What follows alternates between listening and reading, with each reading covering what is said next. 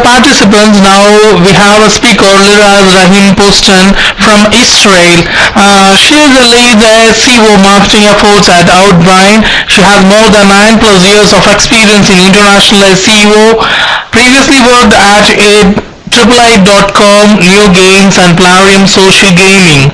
Liraz is focusing on building SEO results from scratch on international brands with lean expenses, so you can expect a lot of out-of-the-box thinking on her talks. Liraz has studied UX professionally as she believes in the strong relationship between SEO and CRO, and her main focus is to make the web a better place for its visitors. Thank you, Liraz, for coming in GDMS Thank you. 2017.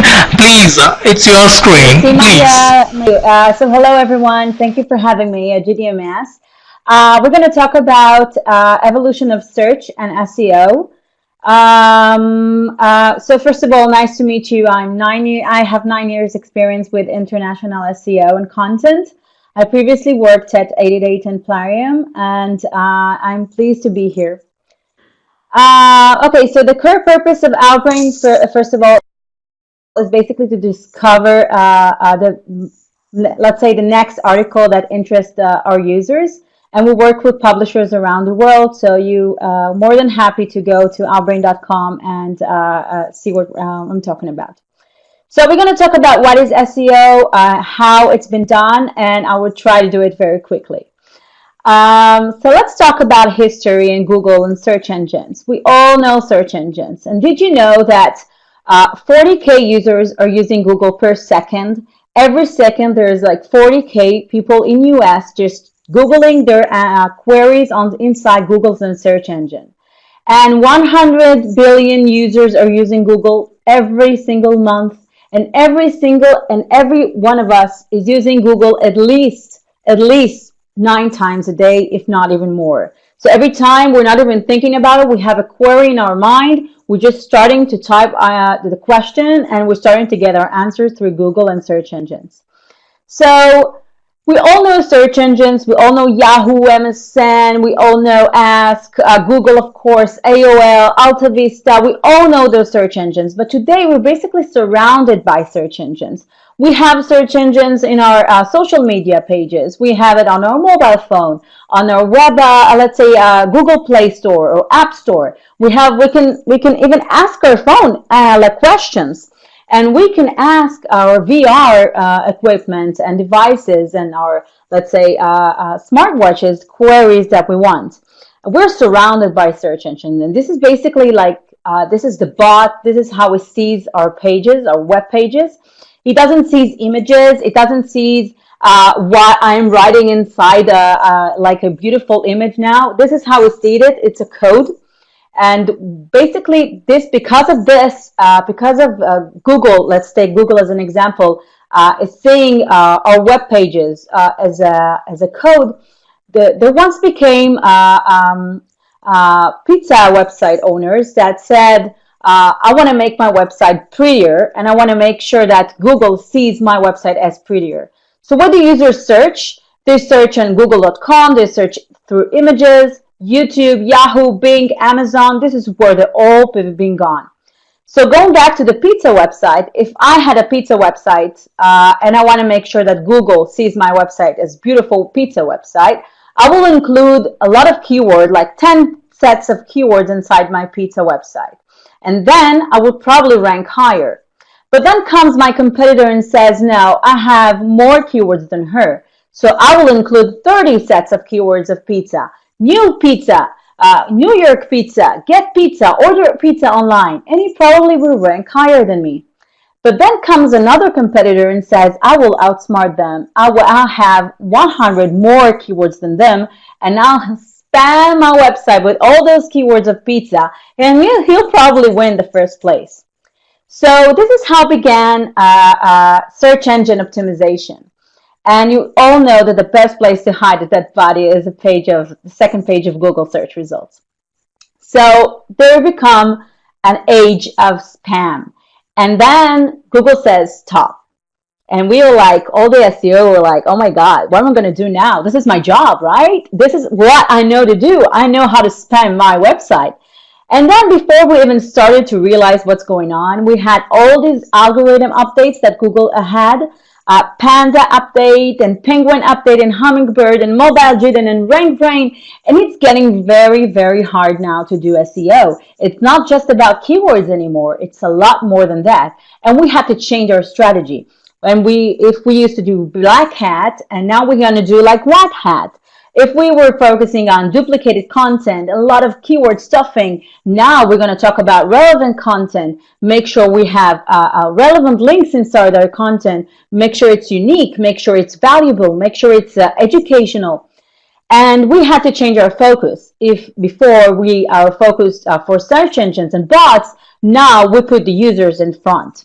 So there's the difference. Then we used to promote SEO with domain keywords and keyword stuffing and keywords density and amount of backlinks. But now everything is changed. We're talking about HTTPS because we want to make sure the user sees our website is secured. And we're talking about UX, and we're talking about schema markup, and we're talking about backlinks quality and not just amount of links that we're getting into our website. We're talking about accessibility. We want to make sure that the users are getting to our website from every single device they own, and we have a lot of them. So we're talking about moving from SERP, just like search engine response, for search engine features. And we're talking about personalized search results. So if I'm searching for a pizza, I will get all these cool restaurants near me because Google knows where I'm located. And this is my location now. And this is my best pizza location that I can get. And Google knows that I'm dieting, right? So he will give me some nutrition facts of pizza, how many calories there is for a slice. I'm sure that I will get those personalized search results, but you will probably get another one. So Google knows about me a lot more than I would know. He knows really what I'm looking for, and he's aiming for it. And let's say if I'm looking for a pizza recipe, I will get all the ingredients right in front of me. I don't even have to get another click in order to see all the ingredients. So this is amazing features. And another thing, you can ask Google anything. You can ask a question, he will give you the answer. You don't need to click another one just to go and see this answer. He give you the answer right in front of you. Another thing is what's an IP. You can see again your answer and weather in London. This is the weather now in London. You don't really need to click further. And this is the reason why 40% of all searches ends with 0 clicks. This is amazing because it basically hurts SEO, right? But the idea is you need to do SEO to get featured on these features. So how do you get in? You get in by doing right SEO and right on-site and right technical SEO and right schema markup. So if you want to go to tweets, if you want to go see that someone is tweeting you or using your top promoted tweets, so you need to use your keywords inside your tweets. Or if you want to promote your site links, so you're going to have a proper site structure, navigation. And if you want to appear in people also ask feature, so you need to get ranked in search with this query as well. So it's all about content, but not only. You need to make sure you're answering the right content for the right users, and you need to make sure that you're doing it right. And you need to make sure that you understand what your users are looking for. If my user is looking for content marketing or let's say native advertising, I would want to make sure that I will give them the business definition so they will enter my page, and then Google will recognize the query is good enough for my users and they're not bouncing back, so they will get the best search results. So what's important now in SEO? Of course, content. We're talking about unique, which is obvious. We're talking about 100% educational content, entertainment. We're talking about content that people will want to engage with. People will want to scroll, to read, to share it. We're talking about keywords. Yes, keywords still matter inside our content. We're talking about query satisfaction. If a user's come in and goes to go type in some kind of a query inside the Google, and then he comes back to your website because he found the answer from the Google search results, but he doesn't really like the answer, so he bounced back to Google. Google will know that, and he will discount your ranking because of that. So you want to make sure you really answer his needs. Links, of course, backlinks are still important. You want to make sure that you're earning your links and not buying them. I know it's hard with the different niches, but I will talk about it in my next slide. And UX, of course, UX is something that ties up together with SEO. It goes together every time with SEO. What's good for your users is good to Google. Remember that everything on what Google says today is focus on your users. You want to make sure your website is accessible. You want to make sure the loading time is good. You want to make sure you're serving the content really clearly to your users. Focus on your users every time you do anything for SEO. If it's good for your users, it's good for SEO. Technical and crawl budget. Well, of course, you want to make sure that all your loading time and crawling that Google does on your site is really loading fast. Personalization, of course, make sure that your website is served per users. Make sure if you have logged in or not logged in options, so make sure everything is served right. Domain authority. Your domain authority is very important. If you have a strong domain, so it will affect all your web pages, of course, all your blog posts. So make sure your strength, you have a good and strong domain. So there was now a study for SEMrush, which is really, really good. I highly recommend to download SEMrush study. They made like a really huge study for ranking factors. To rank really high, they took all the database they had on top websites that are ranking high on Google, and they tested it, and they found so many things that are basically are ranking factors in Google. So they found, let's say that 65% of the websites are HTTPS. So if you haven't moved yet to HTTPS, so do it now. It's really, really important. And you can see all the report inside SEMrush website. It's really, really important. Download it. I highly recommend it. Let's talk about backlinks because it's still a really important factor. I want to get a lot of backlinks into my website, but not just the amount. I want to get the quality of backlinks. And I want to get a link back to my website that will give me traffic, that will give me leads, that will give me sales. I want to make sure that I'm serving the best content out there. So here at Outbrain, let's say we're not buying links because I cannot risk Outbrain for buying links. As I know that Google and Facebook are not buying links, I want to think like that. So basically, we'll not buy links. We're earning our backlinks. And so we're building shareable content, linkable content, let's say infographic, or we're answering questions. I'm using Answer the Public, which is a great website. And I know and every time what people are asking for each query. And I have, if I have a great data to share, I don't know, like for something that I have inside my BI or something that I know because I created a poll yesterday and I have great insights to share for journalists. So I'm sharing them, sharing data with journalists.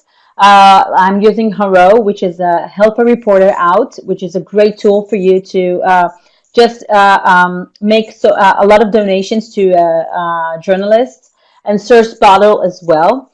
And we're trying to have a very relevant and updated content, because if I am identifying now, there is a viral video now with Chewbacca or Pokemon Go or anything trendy right now. So I will try and tweak this niche to go with my niche, and then I will create a great story. So this is how I made Chewbacca content marketing takeaways from this viral video. And this particular article got hundreds of shares and hundreds of traffic and hundreds of conversions. And this is really good. And this is what we're aiming to do.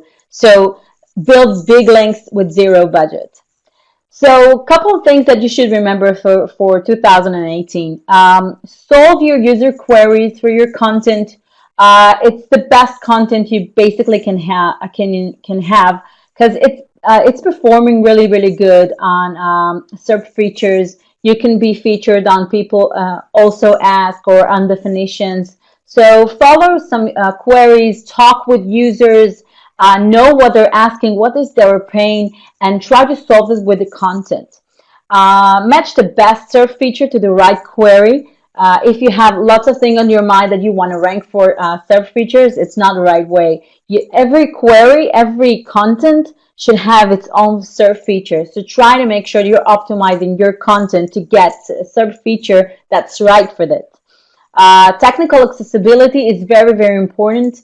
You want to make sure that your website is crawlable. You want to make sure that every part is crawlable and not blocked in any other way. Mobile first indexation. Well, Google says, it's 2018, and in Q1 Google will probably roll out mobile first indexation. So you want to make sure that your website is fully optimized for mobile and looks good, and don't you lose traffic for it. Keyword research, make sure that you are creating a really, let's say I'm creating keyword research every 2 months because it's really trending and changing all the time. So be on top of it and make sure that all the time is relevant. And earn your links. Don't buy them. It's really, really important. And thank you, X first.